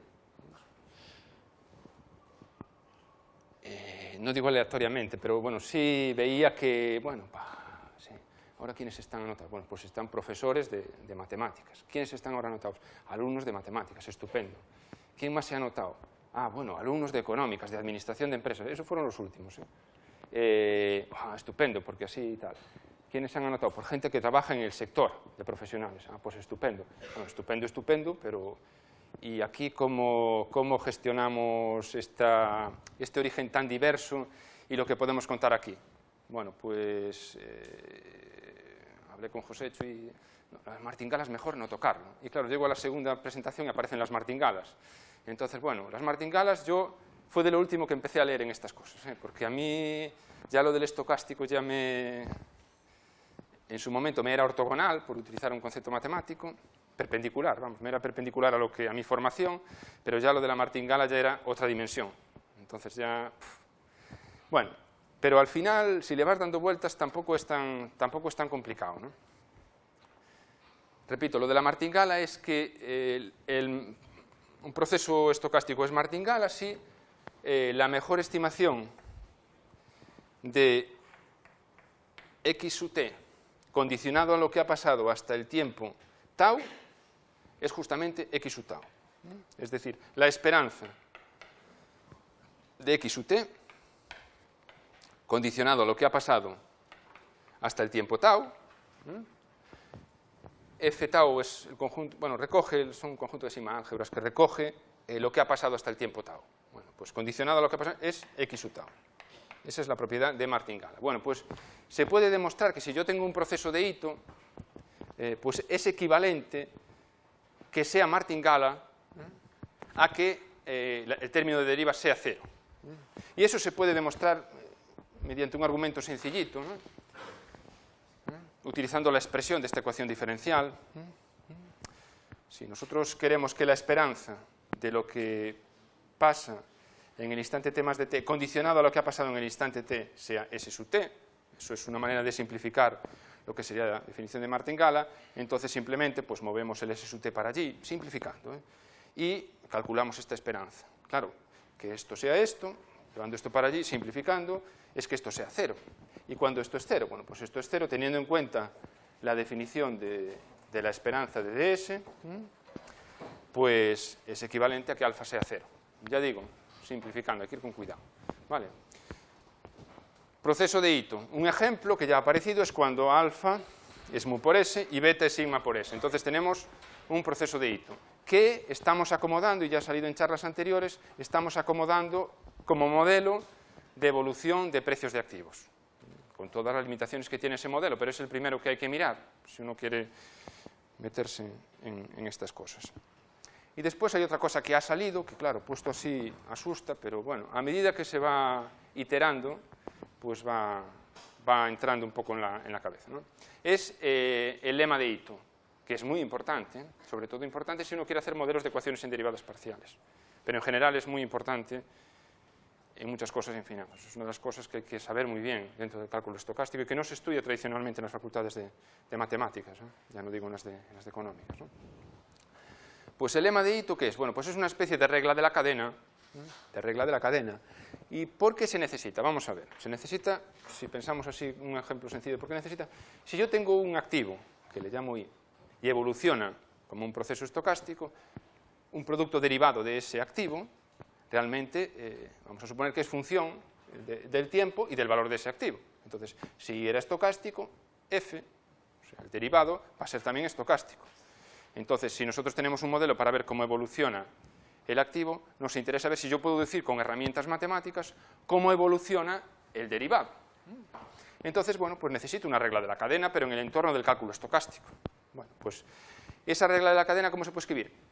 En términos de integrales, que estéticamente es más lío, ¿no? Es más lío, o en forma diferencial, que bueno, a mí me parece más sencillo, ¿no?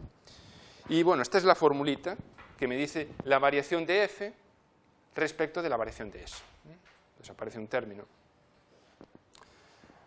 adicional, consecuencia de la estocasticidad, que es este de aquí.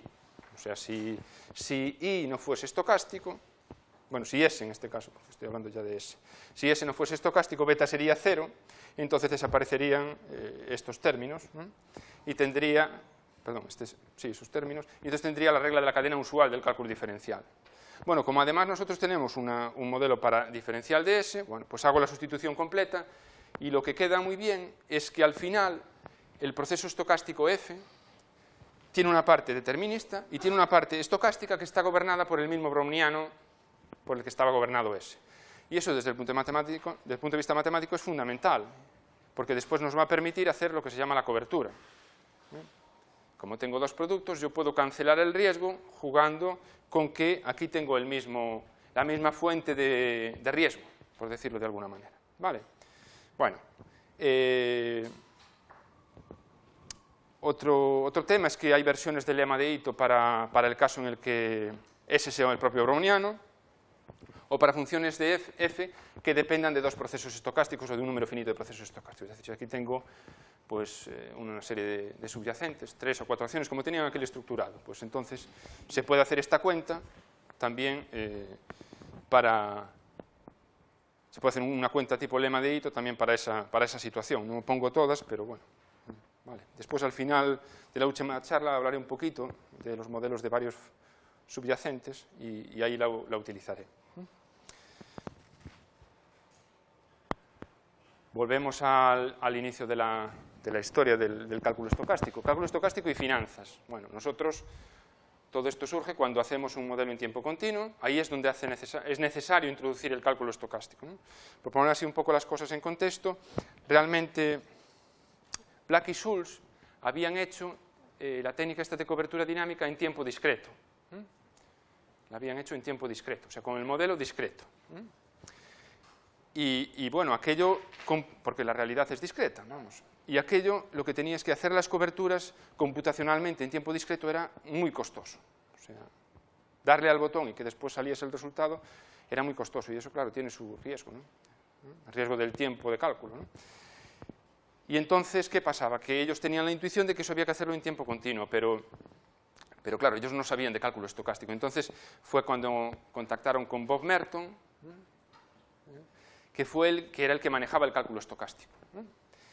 Y este hombre lo había manejado en otra situación distinta, en el seguimiento de proyectiles. La trayectoria de un proyectil tiene una componente estocástica, ¿no? Entonces, él había trabajado en ese tipo de problemas de ingeniería y entonces manejaba bien esas técnicas del cálculo estocástico. Entonces, se juntó con ellos, explicaron el problema y, bueno, resumiendo un poco, pues al final hizo la cobertura en tiempo continuo. Por eso que está ahí la historia de que fueron Black, Schulz y Merton, ¿no? Los papers son del año 73, uno lo firman Black y Schulz y el otro lo firma Merton, pero bueno, un poco lo que habría que darle a cada uno pues sería ese mérito, ¿no? Bien, este es el modelo de tiempo continuo y aquí ya podemos utilizar, y de hecho Manolo lo pasó así, como dice él, en un alarde, ¿no? Lo pasó así muy rápidamente, ¿no? Pero nosotros tenemos esto de aquí, que es la ecuación estocástica que verifica S en este modelo de precios, y claro, lo que nos gustaría sería poder resolverla exactamente. O sea, con lo que ello supone. O sea, resolver exactamente aquí es calcular un proceso estocástico, no es calcular una función determinista, es calcular un proceso estocástico. Vale. Bueno, pues eso se puede hacer con la ayuda del lema de Ito. Es la primera aplicación del lema de Ito. Si yo considero la función f, esto puede ser un ejercicio muy sencillo, si yo considero esta función f de aquí, el neperiano de i, que es una función que no depende de t, y aplico el cambio de variable, bueno, aplico esta función, entonces lo que me dice el lema de Ito es que la variación del neperiano de S, que sería la variación de f, la notación que tenía en la transparencia anterior, la la variación de f, aquí sería la variación del neperiano de s. Bueno, pues si uno hace las cuentitas de las parciales, la parcial de esta función respecto de t es 0, hace la parcial segunda respecto de i, hace la parcial respecto de i, hace las cuentas y al final le queda que la variación del neperiano es esta cantidad más esto por esa variación del browniano. ¿De acuerdo? Entonces, bueno, la interpretación de esto de aquí en términos de integrales es la que hemos visto, la que veíamos en la transparencia anterior, ¿no? Es esta de aquí, ¿no? Que el neperiano de s sub t menos el neperiano de s sub 0, pues es esta integral. Claro, lo que pasa es que esta integral tenemos una suerte, bueno, porque no lo hemos currado, tenemos una suerte, y es que esto es constante, por tanto hacer esta integral es bien sencillo, ¿de acuerdo? Y hacer esta integral, pues también es bien sencillo, porque sigma es constante y esto es la diferencial del browniano, solo faltaría a estas alturas que la integral y la diferencial no fuesen funciones inversas en este caso, vamos. Entonces sale esto, ¿vale? Bueno, aquí hacemos una pequeña cuenta de la exponencial y al final tengo aquí la solución exacta de la ecuación diferencial estocástica, o sea que el lema de Ito me da la forma de resolver la primera ecuación diferencial estocástica, que es muy útil aquí en finanzas, porque esto lo que permite es simular evoluciones de precios, simular evoluciones de precios, que dependen de los parámetros que aparecen en la ecuación diferencial, ¿vale? Esto también tiene una cosa tranquilizante, y es que si sigma es cero, esto desaparece y entonces pues, nos queda la solución de la ecuación diferencial, cuando sigma es cero, y nos queda que pues, s sub 0 por e elevado a mu por t. El crecimiento es exponencial. A mí la primera vez que, bueno, que hablando de estos temas, decían que una justificación es que este modelo es que los economistas se quedan muy contentos cuando en ausencia de riesgo los crecimientos son exponenciales. Entonces, yo no sé si eso es cierto, yo creo que me quedaría más contento si no hubiese riesgo y los crecimientos fuesen exponenciales, pero bueno, ¿de acuerdo? O sea, si hubiese las dos cosas, pero bueno, lo que dicen es que si no hay riesgo, los crecimientos deben ser exponenciales. Bueno, es un modelo, no deja de ser un modelo y un comentario. Bueno, vale, entonces tenemos la solución exacta. ¿Qué podemos hacer con eso? Bueno, lo que podemos hacer es simulación. Bueno, ¿cómo se hace la simulación? Tenemos realmente dos opciones. Aquí porque tenemos la solución exacta. Si no la tuviésemos, si tuviéramos esta ecuación diferencial estocástica, si no fuese estocástica, si no hubiera esta parte de aquí y hubiera que resolver la ecuación diferencial, bueno, gente que haya hecho un poquito de métodos numéricos para ecuaciones diferenciales, lo mínimo, diría, hombre, ahí le enchufas el método de Euler explícito que tiene sus riesgos, no financieros, sino otro tipo de riesgos, bueno, tiene sus pequeñas cosas, y puedes simular la solución, puedes aproximar la solución de la ecuación diferencial. Cuando hay este término aquí, se puede hacer lo mismo. O sea, hay un método de Euler para ecuaciones diferenciales estocásticas. Y hay más métodos, lo comentaba el otro día, creo que fue Manolo, ¿no? Hay más, en la caja de herramientas esa, pues hay más métodos para ecuaciones diferenciales estocásticas. Entonces, bueno, aquí lo que tengo es simplemente, pues lo que se haría, el método de Euler, pues es simplemente, pues, instante ti más 1, pues se genera a partir de un instante ti, discretizando eso. Hay que simular los incrementos del browniano, pero eso no es problema, porque sabemos cuál es la distribución de ese incremento. Y entonces, bueno, aquí tenéis un pequeño código MATLAB, solo para ilustrar que son 4 líneas, o sea, incluso igual se puede hacer en menos, pero o sea, se genera ahí las sendas. Otra opción es en este caso, como además tenemos la solución, no hace falta estar vendidos al error de discretización de Euler. Aquí ya tengo la solución, entonces lo que puedo hacer es, pues simplemente, pues calcular la solución, pues esta expresión. Entonces aquí lo que tengo que hacer es simular el browniano a partir de que sé cuál es la distribución de los incrementos del browniano. Esa la sé, entonces de esa manera pues primero calculo el browniano a partir de sus incrementos y después hago la simulación, ¿no? Vale. Bueno, ¿eso qué nos lleva? Pues a lo que nos lleva es que hay dibujitos que se pueden hacer. Esto son ejemplos que he hecho en el que, bueno, aquí la tendencia sería 1, el precio inicial siempre es 0 y esto es con, ahí atrás no se ve, y esto es con sigma igual a 0,1, un 10% de volatilidad. Y esto es con un 50% de volatilidad. Fijaros que aquí el 10% es relativamente pequeño, aún se podría ver la tendencia. Y aquí lo que ocurre es que la volatilidad, el ruido, como quien dice, la parte estocástica se come la tendencia en el sentido de que no se ve por ahí cuál es la tendencia, ¿no? Incluso Claro, si le enseñas este dibujo, pues es que no sé hasta cuál podría ser la tendencia, ¿eh? Si ve este dibujo, hombre, aquí, pues una pendiente debe haber por aquí, y empiezas a hacer cuentas con tal y podrías sacarla, ¿no? Abajo no está, bueno, sí está el tiempo, pero no en coordenadas normalizadas, ¿vale? ¿Qué más dibujos tenemos? Aquí tenemos otro dibujito donde aquí fijo sigma y variamos la tendencia, pues una tendencia 0,5, una tendencia 1, ¿vale? Entonces, bueno, ahí eso pueden ser cotizaciones, se pueden ver así como cotizaciones.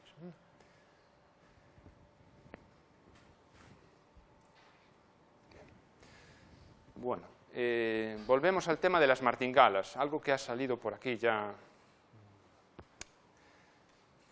varias veces. Bueno, nosotros lo que hemos hecho ahí hasta ahora ha sido utilizar el cálculo estocástico para pues, establecer modelos de precios.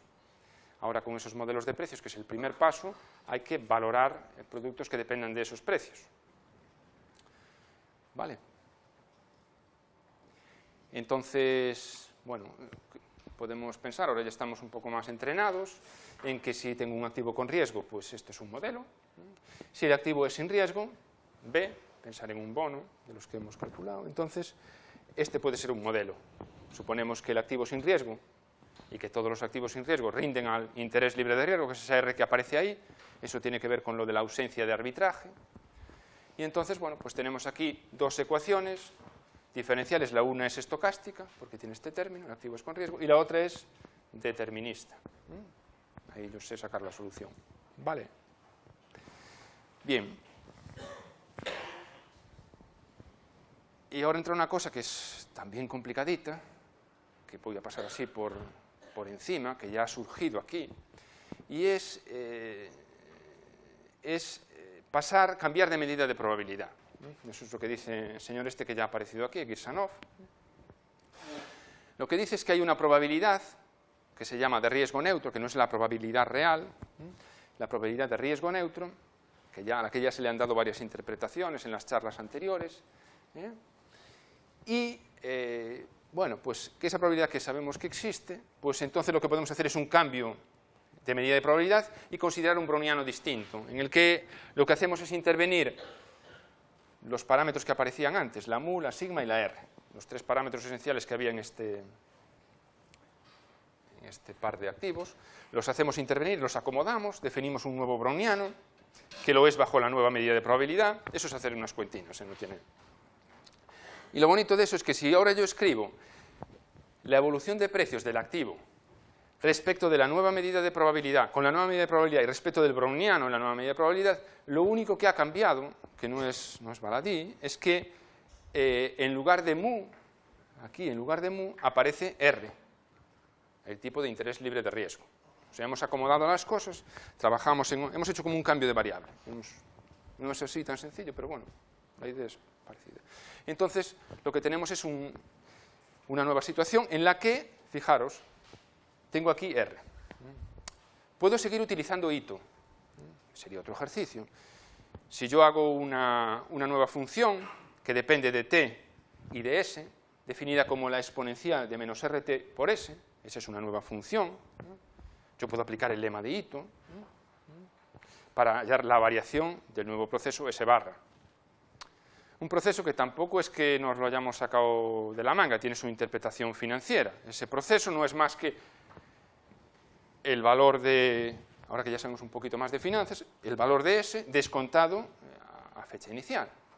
¿Ya está? Esto es el valor descontado de S. Pero bueno, si uno no está haciendo solo matemáticas, pues puede decir un cambio de variable. Bueno, pues entonces si uno hace las cuentas de hito, que es otro ejercicio sencillo, lo que llega es que este proceso S barra verifica esa ecuación diferencial en la que no hay deriva. O sea, eso es lo que habíamos llamado martingala. O sea que esto de la martingala sigue apareciendo, ¿no? Esto es una martingala. Bueno, pues, ¿para qué se hace todo esto? Bueno, pues para poder valorar utilizando esta idea. Básicamente, la consecuencia de que eso sea martingala, ese proceso nuevo sea martingala, es que yo puedo valorar un contrato en tiempo t a partir de su función de pago en tiempo t mayúscula, descontada a tiempo t. ¿Cómo? Calculando la esperanza en esa medida de probabilidad. Y donde, ojo, y donde este proceso S verifica la ecuación diferencial estocástica con R en lugar de mu. O sea que cuando yo vaya a utilizar la simulación de las trayectorias, en vez de poner aquella mu que ponía antes, tengo que hacer lo que serían unas trayectorias riesgo neutro. O sea, tendría que simular utilizando R y no mu. ¿Está? Vale. Hago esa simulación. Haciendo la simulación obtengo el valor de S en tiempo t mayúscula, calculo la función de pago, la descuento y después calculo la esperanza. Aquí realmente el descuento lo puedo hacer aquí dentro o lo puedo hacer fuera. Recomendable en este caso hacerlo fuera, porque así no tengo que andar procesando este producto todas las veces. ¿Por qué lo puedo hacer fuera? Porque R es constante. Otra cosa sería si el tipo de interés fuera estocástico, que en la realidad lo es. Pero bueno, estamos en este contexto. Si fuera estocástico, entonces la cosa se complica bastante. ¿Vale? ¿De acuerdo? Entonces ahí tengo una forma de valorar, y eso es Monte Carlo. O sea, es valorar con Monte Carlo. Esto se puede hacer en el caso de las europeas. ¿Vale? Bien.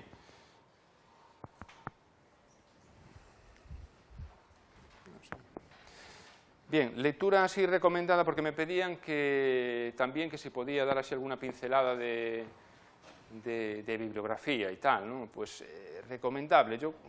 Uno recomienda casi por lo que ha pasado, ¿no? Yo el cálculo estocástico lo estudié por el MICOS, que es un libro que se titula Elementary Stochastic Calculus with Finance in View. La Finance in View viene muy al final, o sea que es más cálculo estocástico y la Finance in View es una primera view, por decirlo de alguna manera. Después está el libro ese de Seidel, que también es sencillito, Tools for Computational Finance, ya tiene ediciones posteriores a esa de 2002, y después, como yo vengo del mundo de las ecuaciones en derivadas parciales, estos libros, que hay más ahora, de Wilmot, Howison y de Wine, el primero de ellos es A Student Introduction, del año 96, ha escrito varios libros, de hecho ahora Wilmot, si tecleáis Wilmot en Google os sale un dominio, wilmot.com, que es una referencia para los quants de noticias de lo último que ha salido en cualquier cosa, porque este hombre ya ha tirado al mundo financiero, es uno de los... Sam Howison es una persona de Oxford que viene de las ecuaciones en derivadas parciales y ha trabajado en problemas de ecuaciones derivadas parciales y se ha pasado también así a las finanzas, una de sus líneas de investigación. De Wine también está en ese mundo, ¿no? Entonces, esos dos libros yo los recomendaría para cálculo estocástico. Hay más ahora recientes, pero bueno, esta es una posibilidad, ¿no? Bien. Bueno, como habíamos pactado, ¿no?, en nuestro contrato de futuros sobre la clase de hoy, entonces ahora es cuando tenemos el derecho a todos a ejercer esos 5 minutos de descanso que yo creo que nos hemos ganado. Antes, si hay alguien que quiera hacer alguna pregunta, algún comentario, algún economista que haya hecho default, algún matemático que haya hecho default, por ahí atrás, me refiero a los estudiantes, y a los profesores también, que seguro que a lo mejor alguno hemos hecho default. Sí, dime. Mira, hay algo que no me queda claro, me parece un poco artificioso, la ecuación de precios que tenías, que es la que hemos conocido de S de t igual a S0, la exponencial con mu y sigma. Tú haces simulaciones variando mu y sigma. Me parece que sigma, que es la volatilidad, es siempre el gran problema. Nunca nos dices exactamente cómo se calcula. Es decir, tú haces varias simulaciones fijando mu y sigma, y cómo sabemos cuál es la mejor. Hombre, sí. Es que vamos a ver, vamos por partes.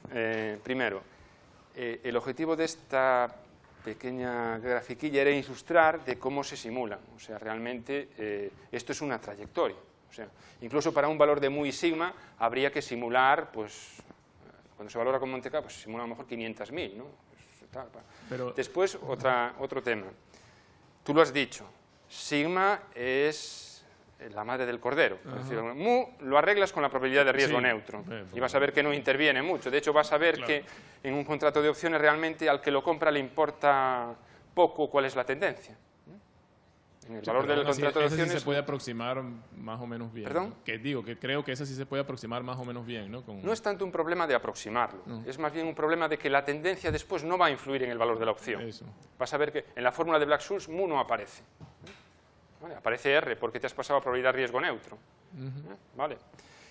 En cuanto a la volatilidad, claro, la volatilidad es un problema. Los que andan por ahí, vamos, esta gente, vamos, y yo también he hecho algunos pinitos, y claro, suponer que la volatilidad es constante es una de las hipótesis de Black-Scholes.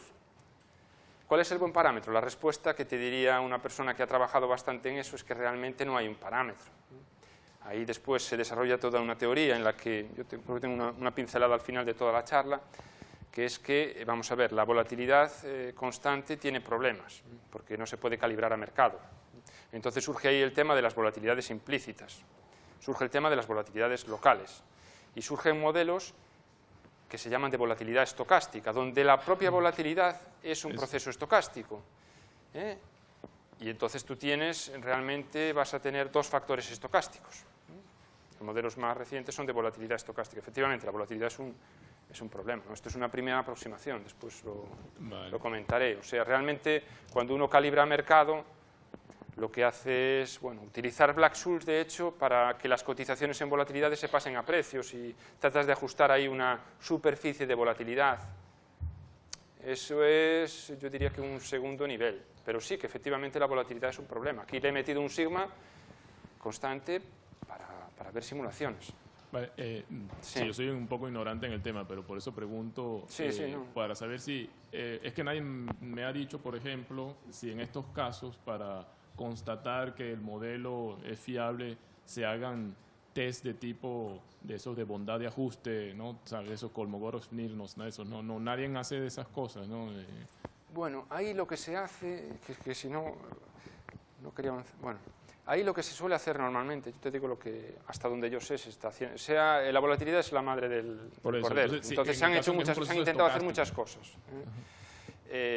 O sea, la volatilidad, la primera aproximación es estimarla a partir de volatilidades históricas, lo cual no es cierto, porque estamos trabajando con las volatilidades. Si fuesen dependientes del tiempo y del valor del activo, realmente lo que interesa son las volatilidades en tiempos posteriores al de hoy.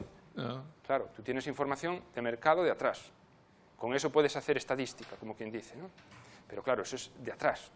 Después vamos a trabajar en tiempo a futuro, entonces ahí no sabes nada. Entonces ahí lo que se hace es, pues, suponer, a partir de las cotizaciones de mercado, deducir con técnicas de regresión volatilidades implícitas, con eso construirte volatilidades locales, superficies de volatilidad, y entonces trabajar ya con volatilidades locales. Pero hay más cosas, después están los modelos de volatilidad estocástica, pero eso yo creo que es otro... sí, hay mucho ahí. Vale. Sí. Entonces, la cosa no es tan simple como pinta ahí, ¿no? Sí.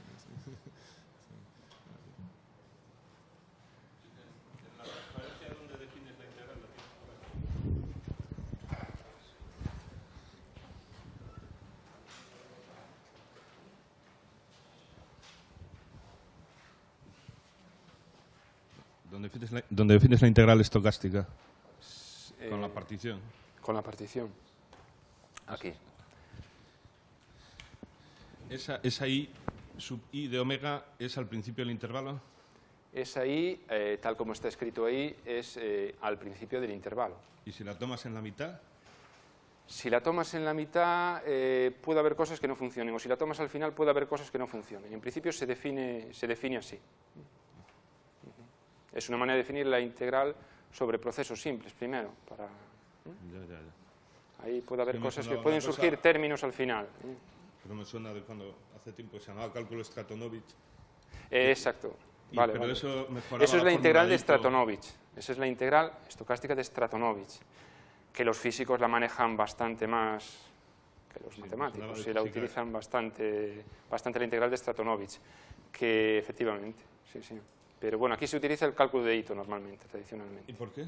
Porque el otro me parece que eliminaba el término de en los el otro, cuadrados de la... Hace algún tiempo que miré eso y ahí aparecía un término más o desaparecía un término que no convenía. Yo creo que la fórmula de Ito quitaba los cuadrados. Entonces quedaba el cálculo normal. Y pues, parece más sencillo ir con el cálculo normal Claro. de las derivadas de la fórmula de la cadena que andar arrastrando cuadrados cada vez. Pero esos están, esos están en el proceso. ¿Y se usa un tipo de cálculo y no otro más? Pues ya te digo, porque al final con el de Stratonovich aparecían una serie de términos adicionales o desaparecían una serie de términos que no interesaban en el ámbito este de las finanzas. Pero sí que los físicos la utilizan mucho, la de Stratonovich. Cuando utilizabas el lema de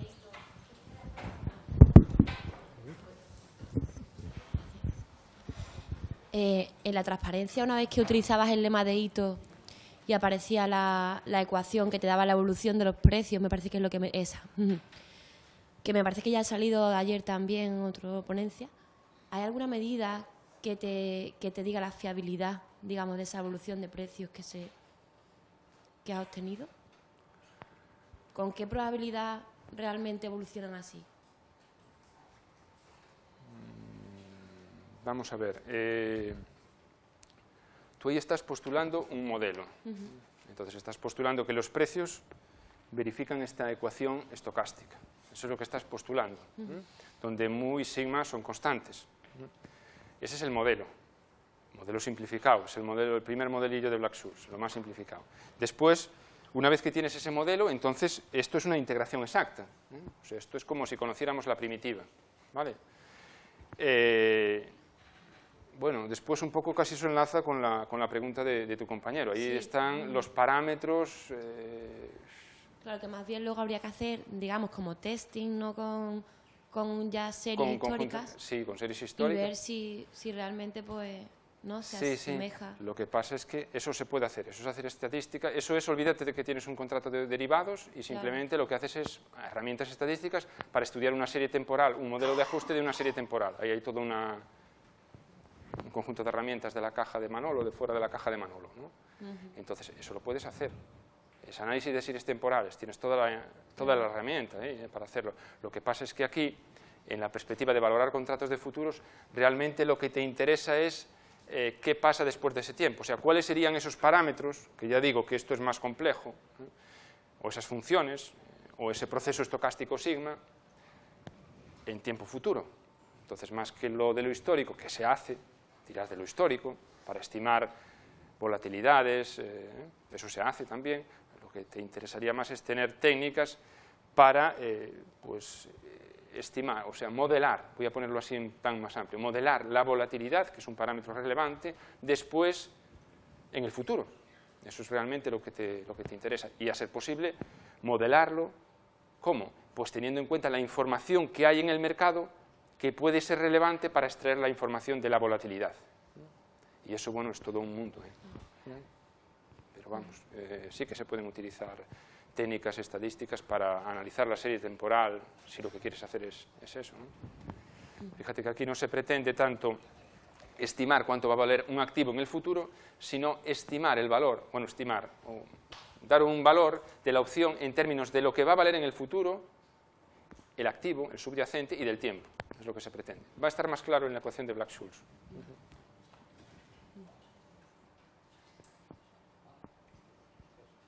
Bueno, pues si no, hacemos siempre. Sí, por mí, sí, sí. Un momentillo, un descanso de 2 minutos.